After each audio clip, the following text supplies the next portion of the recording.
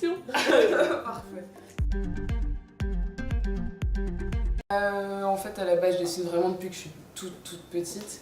Et là, d'ailleurs, vous êtes dans la maison de mon père, qui est prof d'art plastique et qui m'a appris pas mal de choses et qui m'a familiarisé avec tout le domaine de l'art, que ce soit m'emmener dans des expos, des musées, des trucs, machin, me faire lire des bouquins, me faire faire de la danse. Donc voilà, c'est un peu de lui que ça vient. Ma mère aussi aime beaucoup l'art, donc j'ai été vite plongée dedans. Mais comme tout le monde, j'imagine, tout le monde commence le dessin hyper tôt, c'est le premier moyen d'expression. Donc j'ai commencé toute petite, mais en fait j'ai juste pas arrêté. C'était plus au lycée, je dessinais vraiment en stylo-bille sur les bords des cahiers, comme tout le monde d'ailleurs. C'était vraiment stylo-bille, après j'ai passé sur la feuille en gardant le stylo-bille, et maintenant j'essaye de changer parce qu'il y a tellement de techniques et tellement de rendus différents. Pas pris de cours, par contre après au lycée ou quoi, j'ai pris des options. J'ai pris, là maintenant je fais une école d'art, donc j'ai quelques cours, mais vraiment c'est très récent. Alors je vais faire tomber le rideau, c'est un anagramme. Non, du coup je m'appelle Thelma et c'est Malte. Je l'ai dit tout à l'heure, j'ai fait pas mal de danse, de théâtre et de dessin, les disciplines dans lesquelles le corps, le geste sont hyper importants, et du coup j'ai vraiment envie de retranscrire ça. Je trouve que tous les corps sont différents, c'est vraiment une unité que chacun a et c'est hyper intéressant de se passionner pour une partie du corps de quelqu'un, pour les plis de la peau, des grains de beauté, toutes les choses qui font ce qu'on est physiquement en tout cas. Pas encore trouvé de... J'aimerais bien me changer un petit peu, c'est sûr que là pour l'instant il y a un truc qui n'est pas réglé avec le corps, j'ai envie d'aller jusqu'au bout de cette thématique là, mais oui pourquoi pas carrément, j'aime bien faire aussi des paysages, des morceaux de maisons, d'appart, de trucs, j'aime faire plein de choses, de rues, donc voilà, à voir.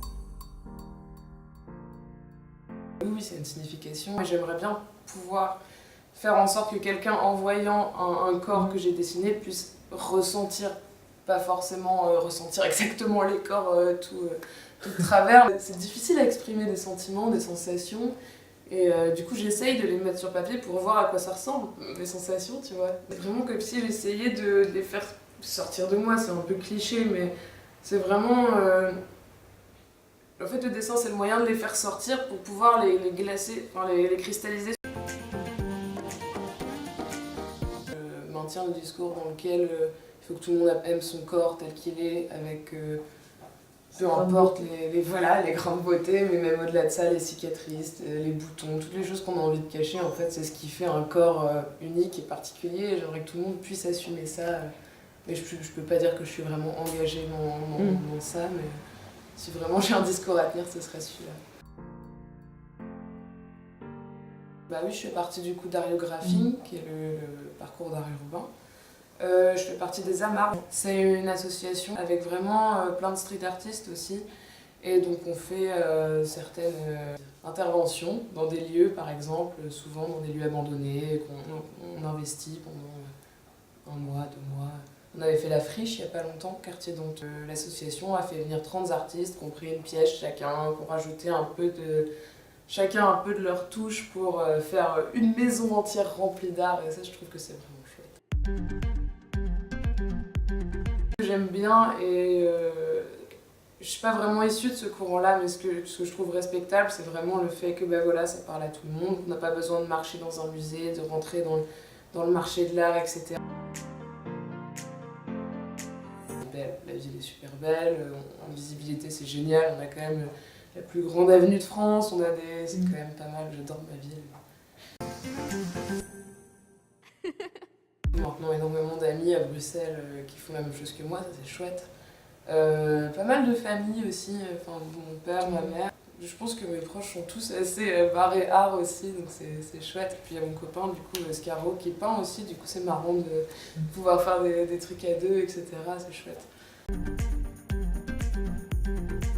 J'aime bien Bill Viola, qui est un vidéaste qui travaille sur le corps aussi, face aux éléments que j'adore. Maurizio Catalan, qui est chouette aussi, il y en a tellement. Freud, j'aimerais bien. j'aimerais bien le rencontrer. Egon Schiele, Basquiat. Je pense que c'est important de se cultiver quand on est dans l'art et quand on est dans n'importe quel domaine en fait. Je pense qu'il faut savoir ce qui s'est fait avant pour pas faire de redites et faire évoluer le truc un minimum. Ce truc où dès que ça fait plus d'un mois que j'ai fait des dessins même que j'aime bien, je vois tout de suite les failles. Je sais pas, il y a des séries que j'ai adoré faire plus que d'autres, mais après maintenant que j'ai du recul là-dessus, bah, je les différencie pas et je peux pas dire qu'il y en a que j'aime plus que d'autres, donc je sais pas si je pourrais répondre à cette question. L'année dernière, j'ai eu ma plus belle expo, c'était au Jardin suspendu du Havre.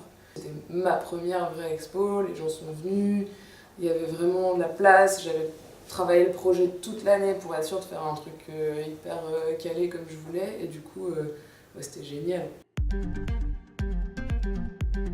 Pour l'instant, non, pas du tout, même si des fois ça fait des petits bonus quand même. Je suis contente déjà d'avoir ce petit bonus alors que je sais pas du tout ce que je vais faire plus tard, je sais pas si j'en ferai de ma vie ou si je continuerai à être artiste à plein temps, ce qui est quand même un gros défi à choisir.